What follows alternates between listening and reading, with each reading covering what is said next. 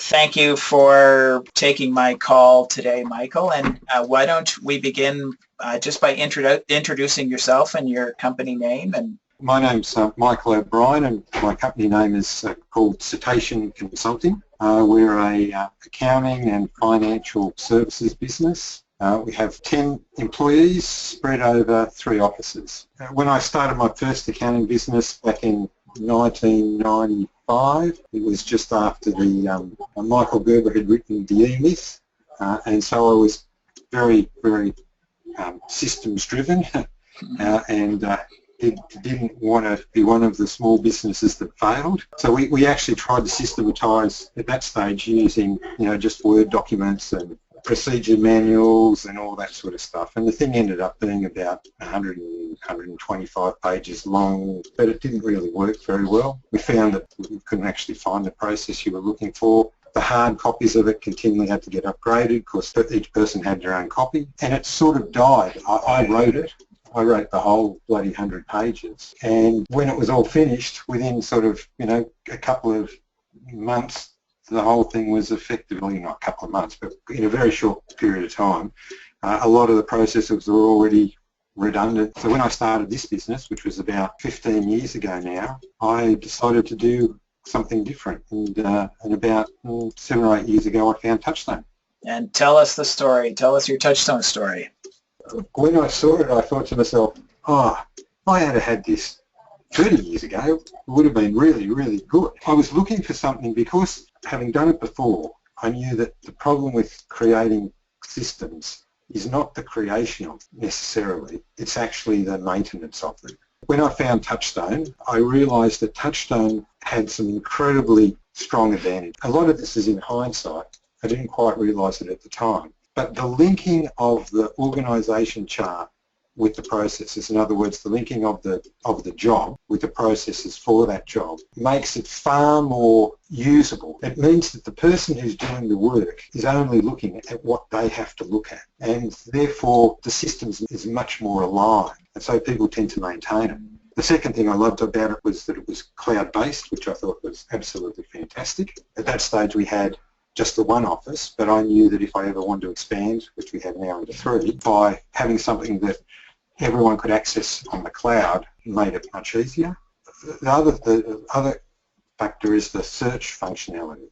One of the big issues I found previously using the whole Word document was it was hard for people to find things, whereas with Touchstone you're actually able to just type in whatever particular process you're looking at, or just a word out of that process, like for example new, N-E-W, and all of a sudden you get all the processes, whether it's for a new client, a new job, new template, whatever. It's all there because it just all comes up straight away. And the last thing, and I suppose one of the most important ones, is the ease of updating it. We're continually refining the systems as we go along, and so instead of being a document that sits in the cupboard that you never really look at after you've created it, it's continually being updated the whole time. Can you give me an example of how process implementation has made a difference for the business? I'll give you one example. We recently started a financial services business. The first thing that I implemented was that I got them to start documenting their processes. So there was a particular process which they do virtually every day, and the girls started to document it, wrote it all down. Once it was in Touchstone, and once it was in there, we were actually able to look at it because they were in a different office and I wasn't there every day.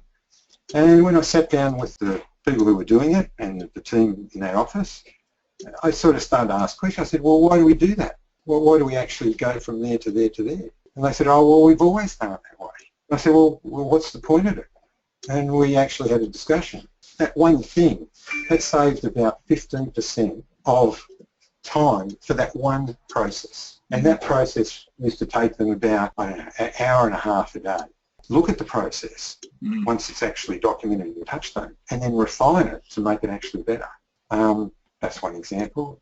A good example for me is often I'll be working at night by myself, and in the old days I used to know how to do everything, but because now I've got people working with me, I was working away one night and I actually had to do something. I knew what I had to do, but I didn't know how to do it. The system had changed from the last time I'd done it. So basically I was able to, got onto Touchstone, the system was updated on Touchstone, followed the process in Touchstone, bang. Meant that I could finish the job, get it out, ready for the next day, whereas otherwise I would have had to wait till 9 o'clock the next morning until one of the other team members came in. Now that the team's right into it, the first thing we do is say, oh look, we've got a problem, something's changed. Oh, we update Touchstone. In our business, there are lots and lots and lots. We use lots of different software. And you'll be doing it sort of late at night and you'll actually work out how to make the thing work and all that stuff. Now, we immediately capture that at Touchstone. So once it's captured, then it doesn't matter that you don't come and look at it for another 3 months or 4 months because you've got it. You don't have to reinvent how you did it last time. Touchstone has some really, really good technology that allows that to happen very easily. For example, one of the things I love the best, which we've now got down, is that if we want to make a checklist, we don't ever create a checklist. What we do is create a process in Touchstone and then using the create checklist tool, immediately create the checklist. If we're doing something where we actually do need a physical checklist, we don't have like 25 copies or 100 copies of the checklist sitting around. They go into Touchstone, print it off if they need a hard copy, and we go tick, tick, tick, tick, tick. The beauty of that is that the next time when something changes, you just kill the old checklist, change the process, and create a new checklist. And it takes minutes. It's really, really quick. Michael, some entrepreneurs tell me that they can't get their employees to follow systems and they can't get their employees to contribute to the building of their processes. Has Touchstone helped you with that? Yeah, well, we read the book, How to Systemize Your Business, and then we did the webinars with Shannon, and that was really good. I said to the team, look, they document the process, and I think that's a really critical part of it. I refine, like I review, but they create. And so we just sat down and said, okay, here we go. What's something we do every single day? We started at things that took a lot of time and never seemed to be done the same way. And there's lots of those in the business. In our business, for instance, one of the critical things is filing. We've got vast amounts of paper, like information flowing in through emails or correspondence or whatever else.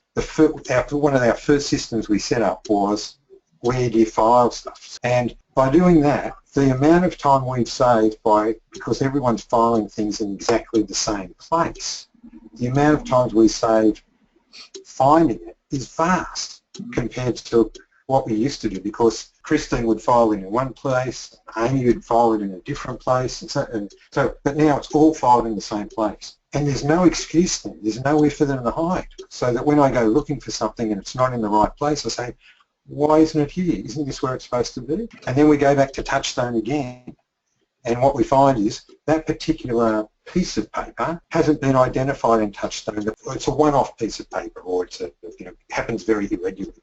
And so it didn't say, look, if this piece of paper comes in or this email comes in, file it here. Then going back to Touchstone, we then, guess what, we capture it in Touchstone again and say, okay, this piece of paper gets filed here.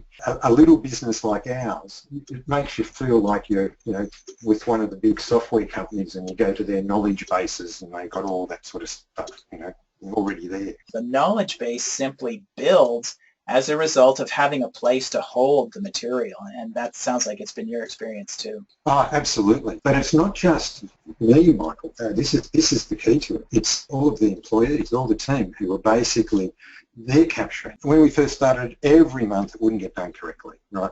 There'd be this missed or that missed or this missed or that missed. But again, documented in Touchstone, and now we pull it up.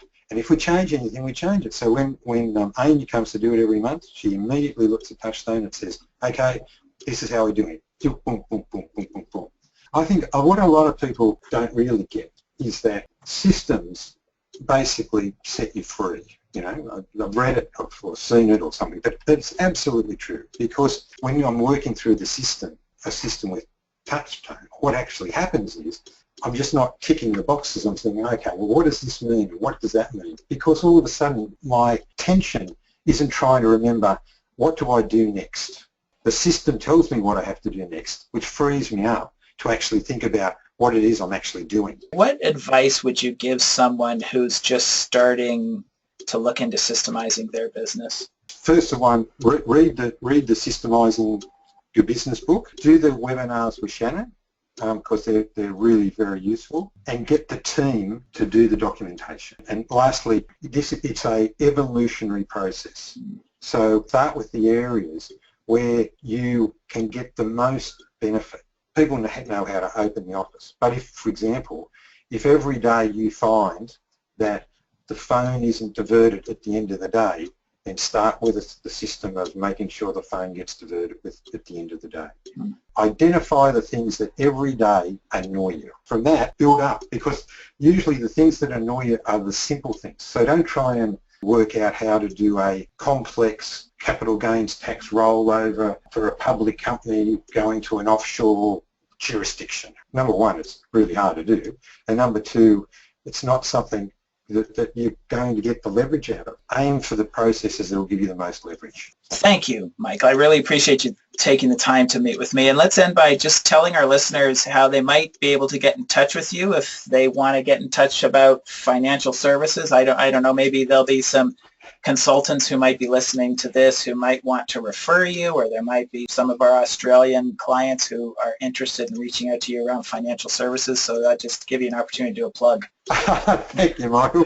Our website's www.Cetacean Group, which is CETACEANGROUP.com.au. And as you'll see, we work predominantly for businesses only. Michael, I really appreciate you taking the time today, and good luck with everything. Thank you. Thank you.